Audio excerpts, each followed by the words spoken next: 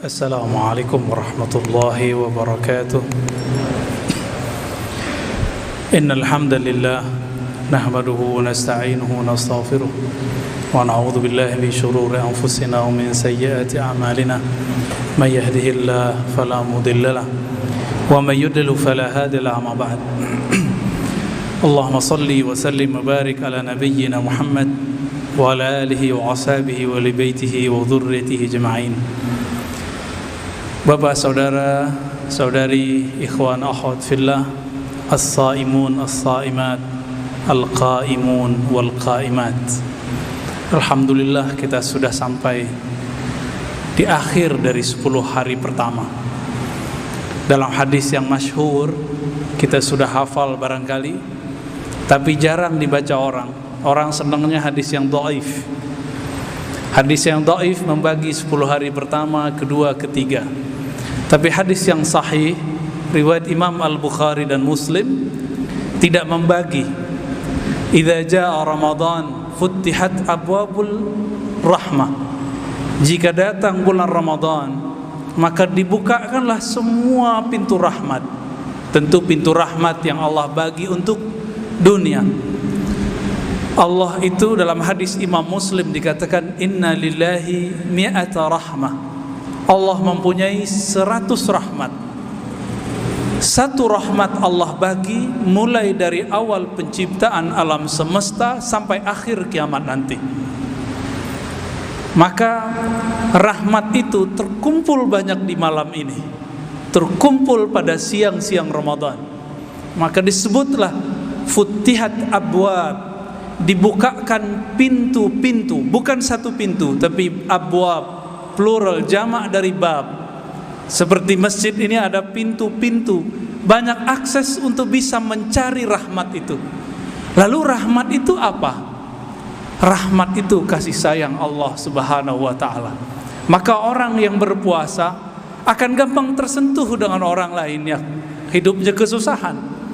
Maka kita sering lihat ada orang tiba-tiba ada yang membagikan takjil sebelum berbuka puasa, baik di masjid ataupun di tepi jalan.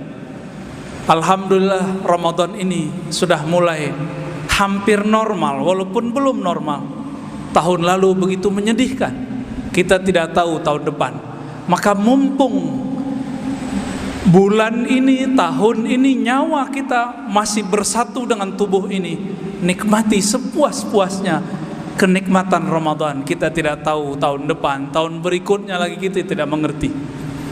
Siapa tahu nanti ada virus baru lagi. Nanti semua kita ketakutan lagi. Bayangkan Bapak Saudara Allah, cuma virus corona orang ketakutan. Bagaimana nanti jika ada virus-virus yang lain? Tapi semoga ini jadi pelajaran buat kita sehingga kita bisa menyesuaikan diri. Apalagi kata Nabi tadi kalimatnya pintu rahmat, dan tidak dibagi mulai dari awal Ramadan sampai akhir Ramadan, itu adalah malam-malam rahmat. Makanya dalam hadis Imam Tirmizi Allah berfirman, ya baghiyal khair halumma, wahai orang-orang yang suka berbuat baik, ayolah kejarlah kebaikan itu. Satu nafas kita di bulan Ramadan ini ridha kepada Allah, itu ibadah. Satu lafaz tasbih kita saat ini itu lebih berharga daripada 1000 tasbih di luar bulan puasa. Bapak saudara makan Allah, ikhwan akhwat fillah. Di lafaz berikutnya Nabi SAW mengatakan, wa ghulliqat abwabun nar, lalu dikuncilah pintu-pintu neraka. Ternyata hadis ini dijelaskan juga oleh hadis Imam Tirmizi, hadis pertama dalam Kitabus Siyam Sunan Tirmizi. Apa maksudnya? Ternyata setiap malam Ramadan yu'taku, ya, akan dibebaskan penduduk neraka setiap malamnya. Ternyata nama kita ini Bapak Saudara sudah ada di surga, sudah ada di neraka. Ya, masing-masing kita, nama kita ada di surga. Fulan bin siapa? Fulan bin fulan. Di neraka juga ada. Dan siapa yang malam ini dia qama imanan wahtisaban, dia melakukan qiyamul lail, siangnya qama imanan wahtisaban, maka namanya akan dihapus setiap malam. Semoga nama kita dihapus malam ini dari daftar ahli neraka. Tapi jangan senang dulu, tar besok setelah Ramadan bisa jadi muncul lagi namanya, karena kita kembali maksiat lagi. Lalu di ujung hadis ada dua versi. Yang pertama suffidatis syayatin, yang kedua sulsilatis syayatin. Dibelenggu, dirantailah syaitan. Ada anak muda bertanya kepada saya, kritis, tapi perlu untuk ukuran kita juga masih perlu kita pikirkan. Katanya syaitan dibelenggu, kok masih ada maksiat? Macam-macam lah penjelasan para ulama, para ustadz, para da'i. Orang lupa, hadisnya ada. Apa kata Nabi? Inna syaitan yajri. Syaitan itu mengalir pada tubuh anak Adam, ya, majrad dam, pada pembuluh darahnya. Maka dalam potongan hadis selain Nabi mengatakan fadayyiqu, maka sempitkanlah, lemahkanlah majari, aliran-aliran darahmu yang merupakan tempat aksesnya syaitan. Ini yang sering saya ulang-ulang di beberapa kajian di luar, bahwa syaitan itu pernah meminta izin kepada Allah, ya Rabb, izinkan aku menembus kolbunya manusia. Apa kata Allah? Tidak. Tapi aku izinkan engkau untuk mengakses aliran-aliran yang menuju kepada jantung, yang kita sebut pembuluh darah. Maka di mata ini ada setan, Pak. Di telinga ada setan. Di lidah ini ada setan. Di perut ada setan. Di bawah perut apalagi setannya tambah banyak. Dengan cara melemahkannya. Apa cara melemahkannya? Darah ini kuat kalau kita nutrisinya lengkap. Sekarang kita kurangi nutrisinya. Apa yang terjadi?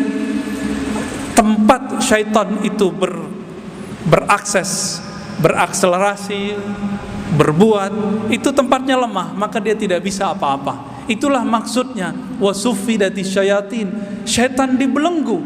Jadi bukan berarti sekarang setan-setan dibelenggu Allah. Itu pemahaman anak-anak, orang beragama tidak begitu memahaminya. Ad-dinu liman kana lahu aqlun. Agama itu, kata para imam kita, bagi orang yang mempunyai akal sehat. Nah, hadis seperti ini jangan dipahami seperti anak-anak memahami setan dibelenggu. Tidak begitu. Setan itu dilahirkan, diciptakan. Setiap kali ada manusia lahir, maka Allah ciptakan puluhan, bahkan ratusan, bahkan ribuan setan. Jadi setan itu urusannya sama diri kita. Ketika orang berpuasa, maka setan yang ada pada dirinya sedang dibelenggu. Jadi siapa yang membelenggu? Lafaznya suffidat.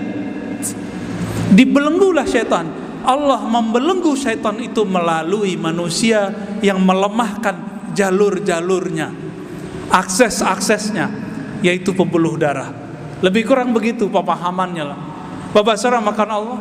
Dan ini dari awal Ramadan sampai akhir Ramadan. Dan siapa yang terus berpuasa setelah Ramadan, maka dia telah menggenapkan setiap bulannya, setiap pekannya, melemahkan syaitan. Tapi hati-hati, di sini ada yang disebut oleh Imamuna Abu Hamid Al-Ghazali, sahib Ihya Ulumuddin. Apa kata beliau?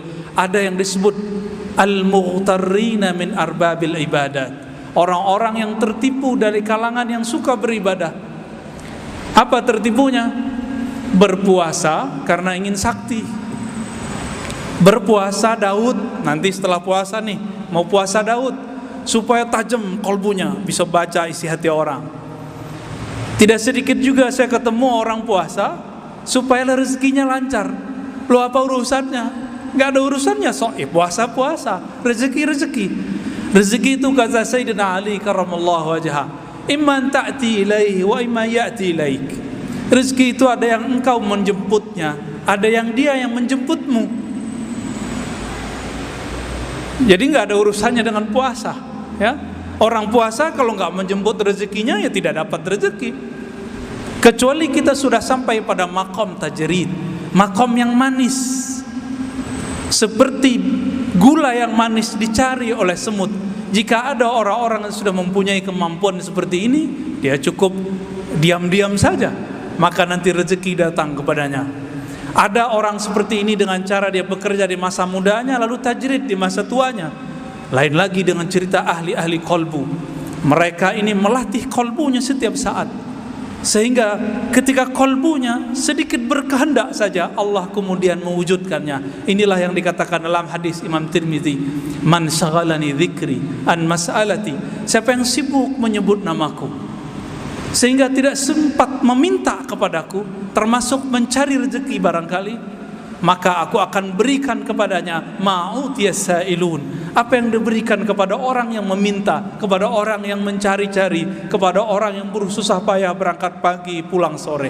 Dan gitu kita sudah lihat di mana-mana.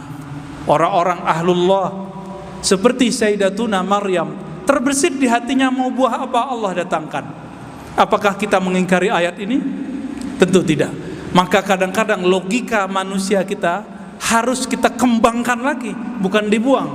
Dikembangkan menjadi logika-logika yang lebih kuat, logika ilahiyah, aqlul ilahiyah, akal-akal ketuhanan. Jangan hanya akal-akal insaniyah yang cuma terbatas kepada persoalan materi. Bapak saudara Allah, akhir dari kultum kita dapat kita simpulkan bahwa Ramadan ini adalah bulan memungut salah satu sifat Allah Ta'ala supaya masuk ke dalam diri kita, yaitu sifat rahmat. Dan yang kedua, di bulan ini Allah Tabaraka wa Ta'ala menutup neraka dengan cara menghapus nama kita dari daftarnya.